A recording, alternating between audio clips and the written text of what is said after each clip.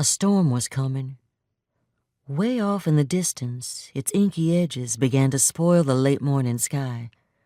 A low roll of thunder grumbled from the ground, tickling the bottom of my bare feet. "How many more?"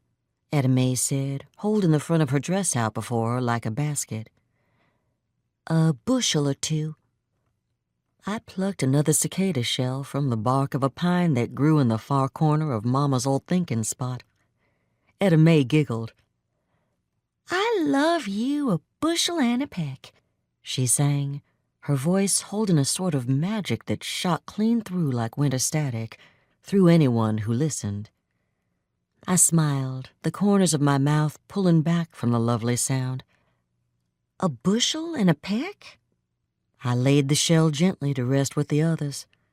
Etta May blinked down into the mound of casings. "Where did they come from?"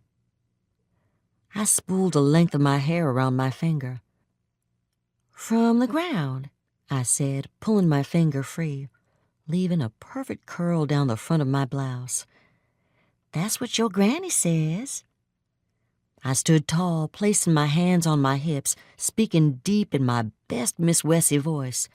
"They needs room to grow." Etta May squinted her eyes and giggled. 13 years had passed.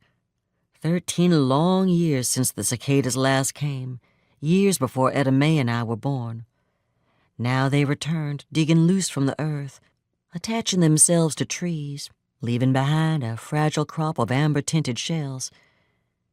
It was the cicadas singing I remember best, their courting song. It was this frenetic beckoning for the affection of another that stirred the humid air to reckless speeds that summer, the summer I turned 11. The earth grumbled again. "Sure must be a dark, lonely place down there," Etta May said. "I reckon so." I eyed a shell big as a ping-pong ball. Etta May hummed, slow and sad, the quality of it a drape blocking away the happy. I knew then, before she would speak of whom she was thinking.